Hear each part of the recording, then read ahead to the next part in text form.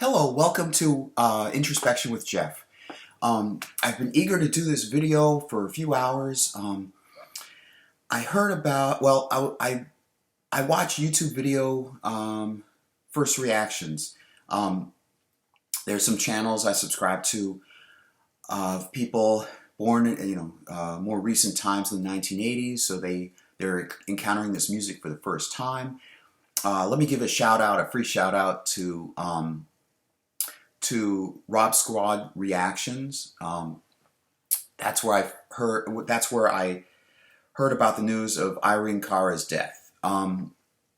They posted a video, their first reaction to her singing "Fame," and I'm really glad that they enjoyed it.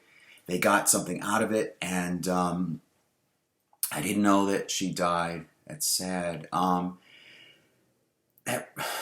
That connected with something in me. I wanted to do a video anyway about the idea of nostalgia.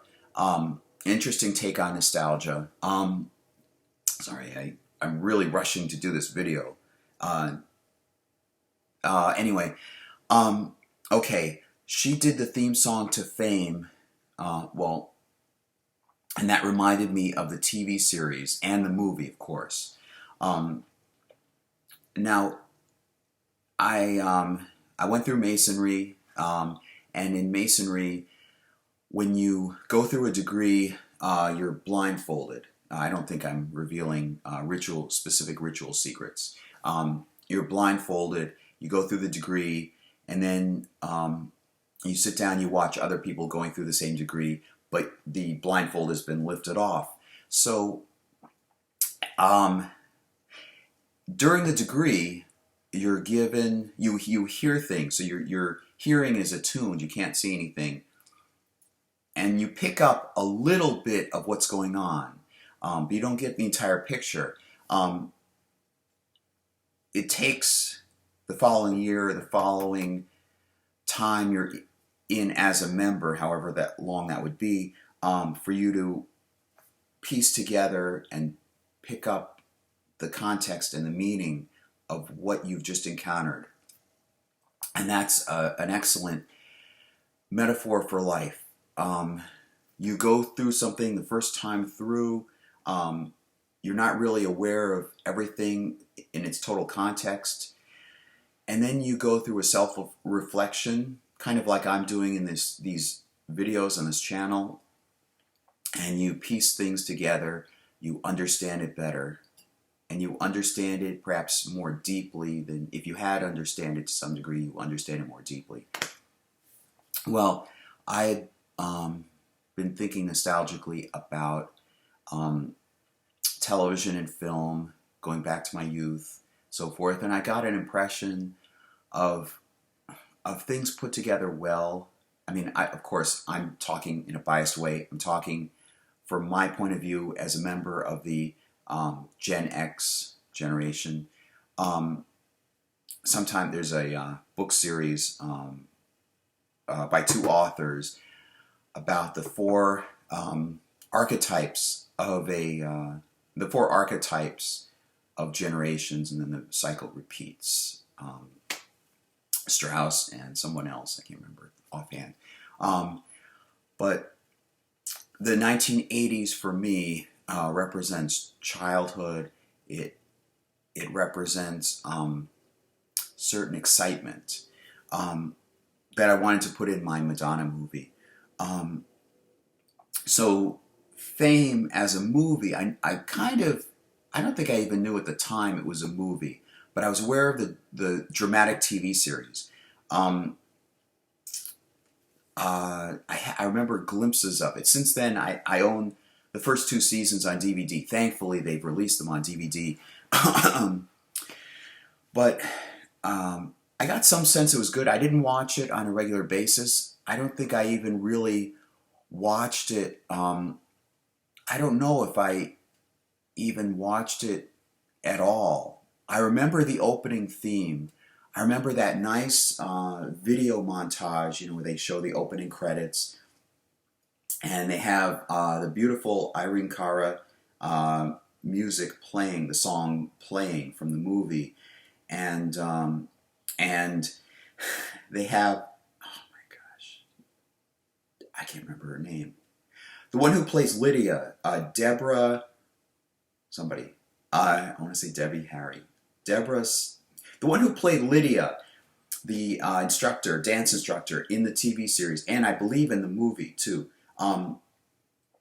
They play the music in the opening theme, and then she said it pauses, and she says, or there's a moment of silence, and she says,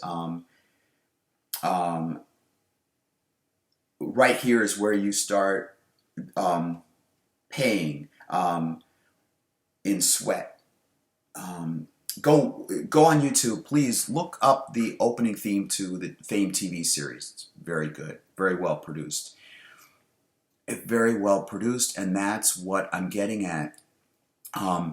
There's remarkable art at that time growing up, and I'm sure there was some cheese factor in some TV shows. I'm not denying that.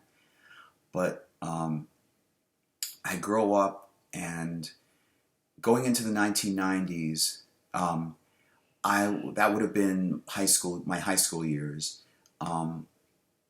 and full nostalgia didn't kick in until that breakup moment with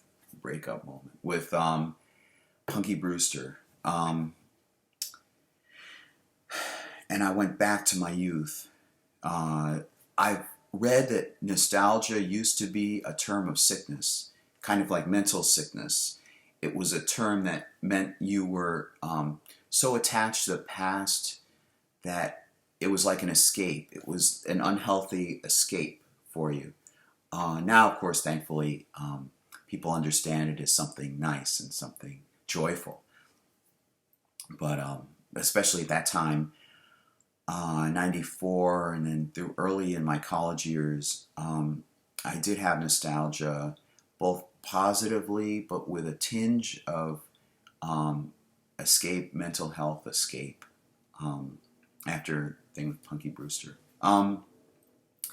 Anyway, I started to think back to how good the 1980s entertainment was in general. The music, the television, and the movies.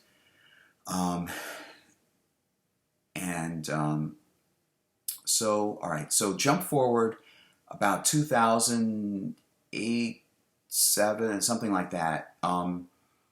Glee comes on, the TV series Glee comes on, and of course, I didn't start watching it from the beginning. I began watching it about, I think, 13 episodes in, when I saw this advertisement for a Madonna-themed episode. And I watched the episode. I enjoyed it. I'm a fan of Madonna, obviously, and I enjoyed seeing the different songs being interspersed into the drama. Now, I say drama. I noticed nuances in that episode, and then of course, I quickly watched the earlier episodes, so I became caught up. I don't remember exactly how. I continued watching. Somehow I quickly got caught up in the terms of the threads and the storylines I'd missed up until that point. I saw potential for the show. I noticed nuances, so forth. There's a friend of mine I mentioned before who would drive me to Temple, and he had the hots for me, basically, and it made things uncomfortable. I need to mention this in context. But I introduced him to Glee, and I'm glad, because since then he's enjoyed it and he's taken it to heart, perhaps to some degree like a portion of how I've taken Star Trek to heart. He can see himself in one of the characters, and I'm glad that it motivated him and inspired him and it gave him joy. But during the course of our friendship, I was saddened that the TV series wasn't putting it all out there, as much as the potential that I saw in it. I showed that Madonna episode to him, and he likened to it, and he started watching it, and he enjoyed it. And when I was watching it with him, I felt awkward. I showed it to him, and I tried to point out the nuances, because this is that period when I was trying to enlighten him in noticing these subtle, I'll say nuances about a zillion times this video, I feel like. These subtle things that artists put into their creative work. And he was more concerned about me showing it to him because I love him, rather than me trying to show him that show him those nuances and those subtleties. Because as an artist, I wanted him to notice these things. I wanted him to grow as a person. It made me feel awkward, and I'm glad that he enjoys it and he's taken it to heart, the series to heart, and so forth. But it wouldn't surprise me that I stopped really mentioning Glee after a certain point. And then something clicked, and I remembered Fame, the TV series Fame. Something I barely remembered the series existing. It's funny, I should mention this anyway. The theme song, they took the theme song from the movie, sung by Irene Cara. And I didn't remember any of that. But when it came time earlier in '94, when I was trying to build a relationship with Punky Brewster, I remembered a line, and I kind of borrowed a line from that song in my song. I've wondered about creating music myself. I'm an artist. I mean, principally I'm a writer, but there are themes of music, and we've gotten, for a period earlier this year. I know I'm jumping around time-wise, but forgive me. A period earlier this year, I got back in touch with Punky Brewster. Again, that's not her real name. I'm just using this as a pseudonym. And how do I put this? She's somebody who likes music a lot, and respects music a lot. So that kind of rejuvenated, I guess not at that time, but more recently, I thought about music, and I thought about what she said about music. And so that inspired me to post some thoughts I had, some themes I had about what songs I would create. I posted on Facebook one day. And at some point, maybe I'll go back to it. I've been thinking of posting a video here about what songs or what themes I would put in to maybe an album, something like that. Okay, going back to Fame and to Glee, I remember being in a car with that guy that would drive me to Temple, and mentioning the series Fame, and I think I just bought the first 2 seasons again, and it's a fragmented memory of Fame, but I had since gone to YouTube, thankfully, and watched some clips, and that's when I bought the first 2 seasons.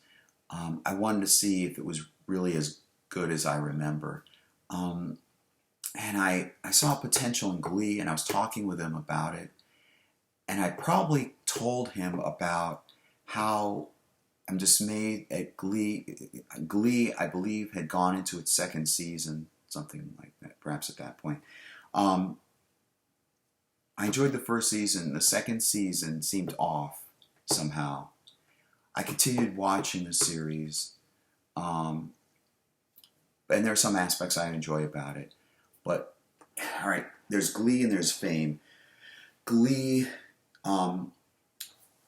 mixes in music to comment on a scene or comment on the theme of the episode. That's nice. I really don't like it. It's one of my pet peeves when they just insert a piece of music in just because of a word or a phrase that superficially matches the plot of the episode.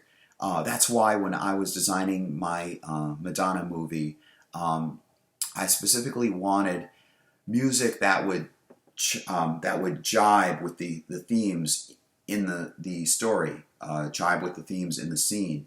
For example, there's one song I wanted in there, Material Girl, and it's not only because of Madonna being a character in the movie, it's because of the music video for the song. I don't know how many people catch it, but she's even made, I mean, Madonna herself has made a point out of it in some interviews. There's a movie mogul who's interested in her, who's fascinated by her. She is a non-materialistic person, and alone, she's talking on the phone, excuse me, she's talking on the phone, and she's saying, this guy keeps giving me gifts, expensive gifts. Do you want any of these? Essentially, I'm not interested in them. And at the end of and then that's interspersed with, ironically, another form of Madonna dressed up in a mimicry of that moment in Gentlemen Prefer Blondes. And it's a send-up of Gentlemen Prefer Blondes. It's a clear homage to it. And so it's interspersed between the two. And at the end, it shows Madonna not in that image, but in her, in street clothing. I mean, nicely dressed, but I mean, street clothing, casual clothing. Getting into I think it's practically a beat up Jeep, dirty Jeep or truck or vehicle. And this other guy going over and getting in the driver's seat, and she's smiling and so forth, and they drive away. She's more interested in non-material things than she is in material things. And so that's another reason why, if I had the control to determine what music would get into the movie, that's why I wanted that song. Not just because the character that I put in my movie also sang Material Girl. It's because of that video.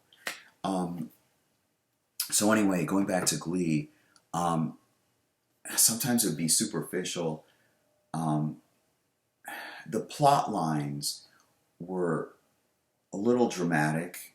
They developed, there's conflict, there are threads that develop and then come to a climax towards the end of the season, or halfway through the season.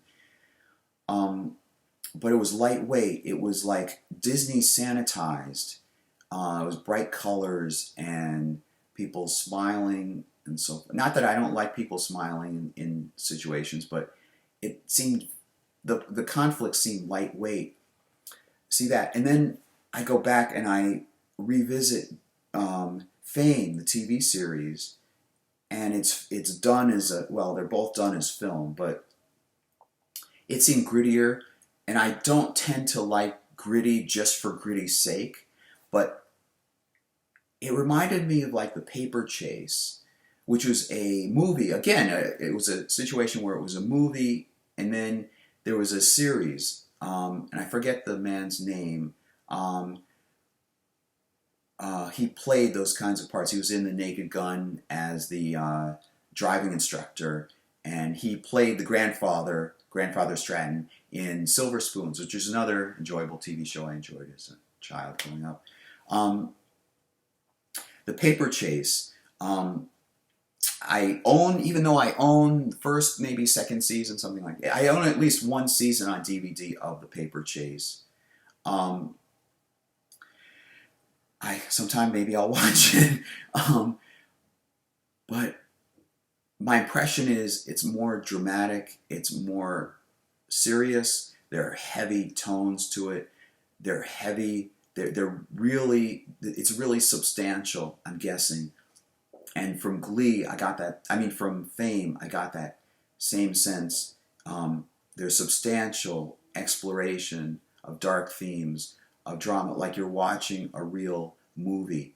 And Glee, by contrast, seeing, even though it was filmed rather than recorded live in front of a studio audience, blah, blah, blah, even though it was filmed and it was edited and so forth, it seemed lightweight. The conflict seemed lightweight.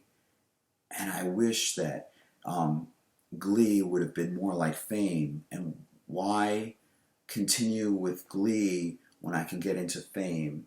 Even though and Fame, there's similarities. Fame, as I understand, as I've caught, I think it used common music, like popular music, in its episodes, the same way Glee did.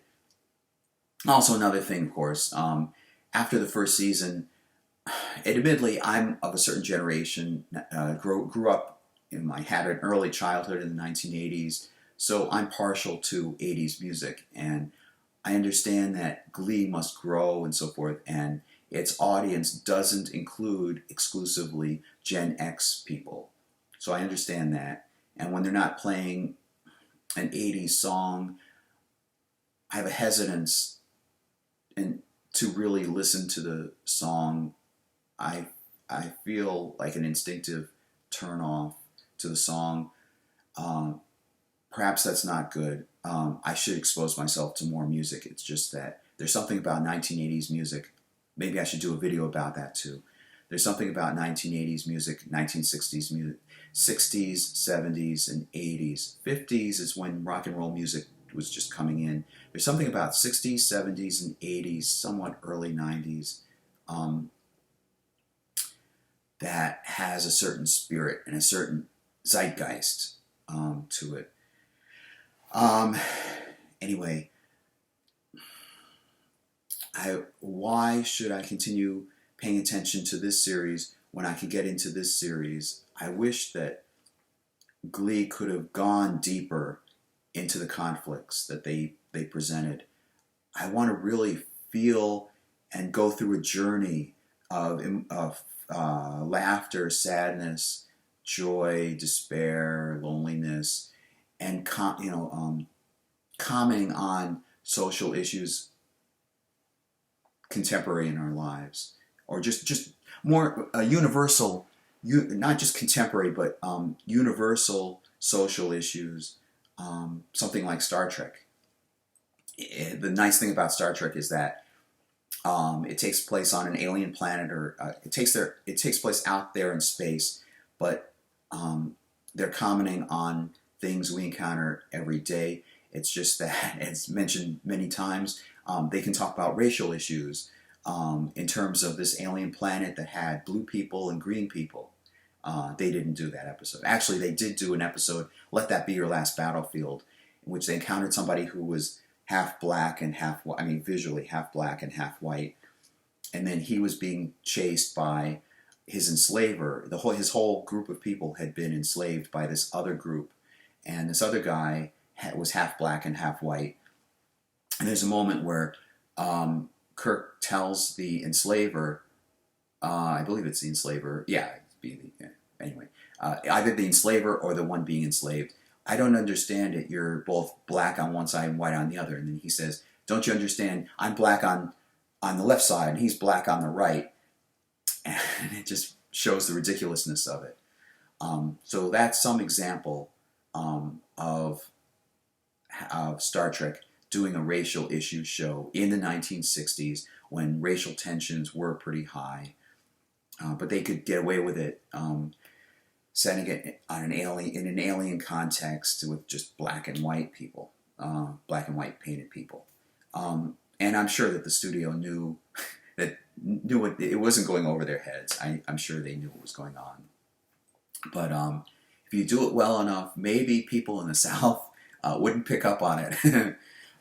Anyway, so I want to get into Fame more. I want to watch the TV series. I wish that Glee had become more like that or been like that from the beginning. This is the spirit that makes me want to be a television producer, like Gene Roddenberry or Rod Serling. So I wanted to do a quick video about that. And please watch Irene Cara's music video of Fame. I know there are several. I've seen several concert videos in these first reactions where she's singing the song, but it's on stage. Those are pretty good. I recommend the music video itself, and I'd especially recommend the video of the opening theme to the TV series because of that Deborah. I wish I could remember her last name. The one who played Lydia in the TV series. Because it's showing the characters in the series with the cast member names, and it's showing it's set in a high school. It's set in, I can't remember there's a real. I don't know if they mention it in the show or if they make a fake name for it, but they probably show the real name. Of course, in New York City. Where else? There's a real high school for the dramatic arts, whatever it's called. These are people who go to New York, go to that school, get admitted in because they want to become dancers. And that's a good point. My mom went to the high school, Bronx High School of Science, and so did her brother. I don't know what other family members did. I know my cousin's daughter went to, I think it's St. Anne's. These are schools that people take admittance tests to get in. That touches on something for me. My mom had moved and settled in Liverpool, and I grew up in Wetzel Road Elementary and then Liverpool elementary, middle school, and high school, and I got into Syracuse University. I was proud of that. This is what makes me really sad and regretful and so forth. From elementary school, as I told you in my previous video, in elementary school, I already knew that I wanted to be a television series creator. And I came from a very smart family. Going to schools, going to high schools that required admittance tests. And my mom said that her brother, my uncle, was a type that that didn't have to study. That's from her point of view, but he didn't have to study. He could just take the test and in fact, she describes how he went in and just asked for the test and took it and passed. And they're both Mensa members. And I don't know what other Mensa members are in my family, but something I'm very proud of. Those things I'm very proud of. Getting into groups, getting into kinships and camaraderie. And this is something else. This is a good point to mention it. I was watching that Spielberg documentary yesterday, and Spielberg mentioned, it was like the Bad Pack or something. He came up with some nickname, but here he is, these young filmmakers, George Lucas, Steven Spielberg, Martin Scorsese, and I can't remember the other, Francis Ford Coppola, maybe forgetting somebody else. I think that was the group. And they shared ideas, and they were very creative, and they had somebody it was competitive, and there was a competitive spirit, but as Spielberg said, and I understand exactly what he's saying,